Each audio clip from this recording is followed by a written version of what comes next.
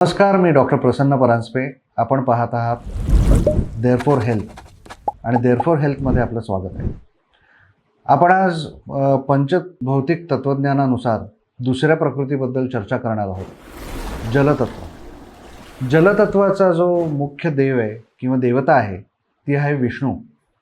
आणि विष्णूची आपण मूर्ती डोळ्यासमोर आणलीत तर आपल्याला लक्षात येतं की शेषशाही विष्णू, त्याच्या पायाशी त्याची पत्नी ही त्याचे पाय चेपते आणि तो एका सागरात एका अत्यंत थंड अशा शेषशाही नागावर झोपलेले आहेत विष्णू. आणि त्यांची अवस्था हे उभे नाहीत, बसलेले नाहीत, पण अत्यंत रिलॅक्स करतायत किंवा अत्यंत छानपणे पहुडलेले आहेत. जलतत्वाची माणसं ही त्याच विष्णू किंवा शारंग पाण्यांप्रमाणे असतात. शारंग पाणी म्हणण्याचं कारण एवढंच आहे की यांची कॉम्प्लेक्शन मॉइस्ट, त्याच्यानंतर ग्लो किंवा खूप तेजस्वी आणि गोऱ्या वर्णाकडे जाणारं असं यांची त्वचा असते. यांचे डोळे शक्यतो काळे नसतात, यांचे केस दाट असतात आणि चांगली त्याच्यामध्ये ग्रोथ असते. शक्यतो उंच आणि सडपातळ अशी ही प्रकृती आहे. ही शक्यतो प्रकृती ही महिलांमध्ये आपण पाहतो. याचे जे गुण आहेत ते स्निग्ध, मोबाईल म्हणजे वाहता किंवा प्रवाही असेही याचे हे गुण आहेत. हे गुण आपल्याला रक्तामध्ये दिसतात. त्यामुळे रक्त किंवा सर्क्युलेटरी सिस्टीम ही त्यांची मुख्य सिस्टीम असते. त्याच्यानंतर हार्ट किंवा हृदय हे त्यांचं मुख्य अवयव आहे. आणि यांच्या 5 इंद्रियांपैकी जीभ ही त्यांची अत्यंत महत्त्वाची इंद्रिय शक्ती असते.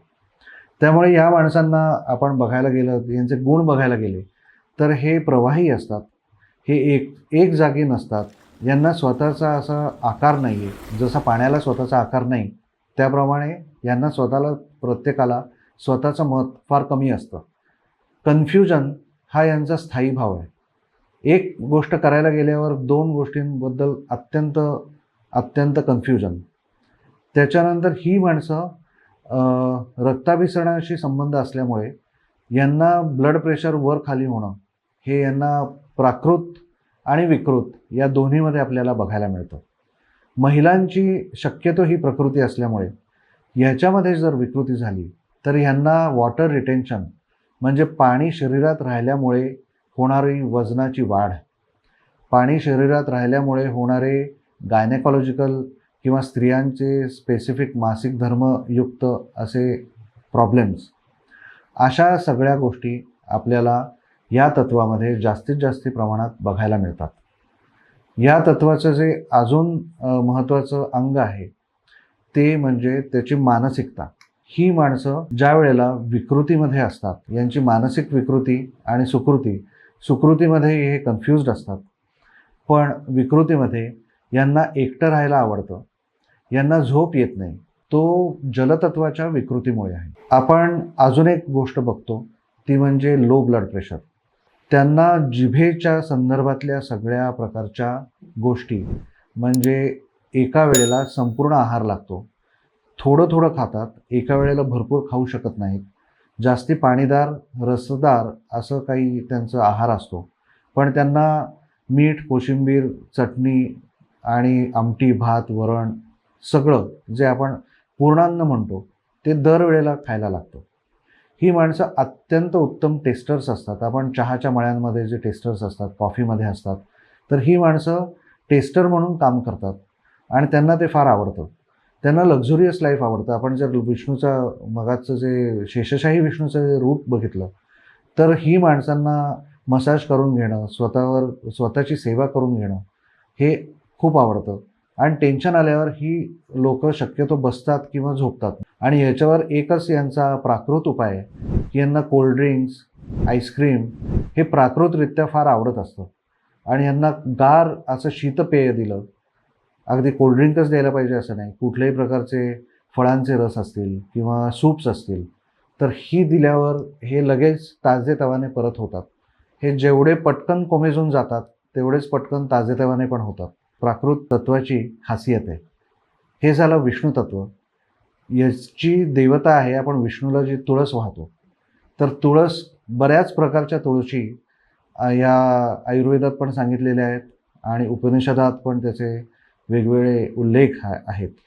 आपण कृष्ण तुळस म्हणतो, ऑसिमम सॅन्टम, ही याची देवता आहे विष्णूची, आणि हीच या तत्त्वाच्या माणसांना प्रकृत ठेवण्यासाठी अत्यंत उपयोगी आहे. ही तुळस आपण पाण्यात ठेवून रात्रभर पाण्यात भिजवून सकाळी ते पाणी प्यायलं तरी त्याचा खूप चांगला उपयोग होतो. त्याने सर्क्युलेटरी प्रॉब्लेम्स, आपल्या एक्स्ट्रीमिटीजमध्ये जे सर्क्युलेशन जातं, डोळ्यांपर्यंत जातं, सूक्ष्म सर्क्युलेशन असतं, ते आपण या तुळशीच्या सूक्ष्म प्रकारे आपण सेवन केल्यामुळे आपली ही प्रकृती प्राकृत राहते. याचं चक्र आहे हे स्वाधिष्ठान चक्र आहे. स्वाधिष्ठान चक्र म्हणजे बेंबीच्या इथे जे चक्र असतं ते अत्यंत महत्त्वाचं चक्र आहे, कारण हे एकच चक्र आहे ज्याच्यामुळे माणूस जन्माला येतो. त्याची नाळ त्याच्या आईबरोबर जुळलेली असते, ते बेंबीच्या इथे असलेल्या या स्वाधिष्ठान चक्रामुळे. स्वाधिष्ठान हे त्याचं नाव आहे.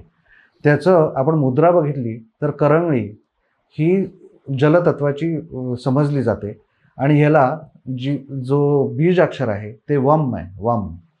तर हे आपण ॲक्टिवेट करून वमचा मंत्र केला तर आपल्याला कुठल्याही प्रकारचं ब्लड प्रेशर असेल, त्याच्यानंतर कुठल्याही प्रकारच्या मासिक समस्या असतील महिलांमध्ये, पायाचे जे विकार आहेत ज्याच्यामध्ये पाय गळल्यासारखे होतात, शक्तिहीन होतात, ह्याच्यावर मात करायची असेल तर वम हे एक चांगलं त्याच्यासाठी आहे.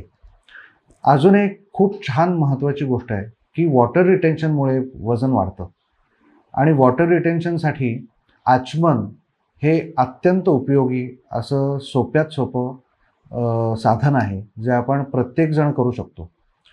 आचमनामध्ये आपण 2 तत्व बंद करतो आणि 3 तत्व चालू ठेवतो. आपलं पृथ्वी तत्व, आकाश तत्व आणि जलतत्व हे ऑन असतं, तेजतत्व आणि वायुतत्व बंद असतं. ह्या मुद्रेमध्ये आपण ज्या वेळेला पाणी घेऊन पाणी 3 वेळा पितो, आचमन करताना बऱ्याच वेळेला सूर्याची नावं घेतली जातात, त्याच्यामुळे ते पाणी असतं ते मंत्रित होतं किंवा त्याच्यामधलं फ्रिक्वेन्सी असते ती जास्ती ऊर्जामय होते.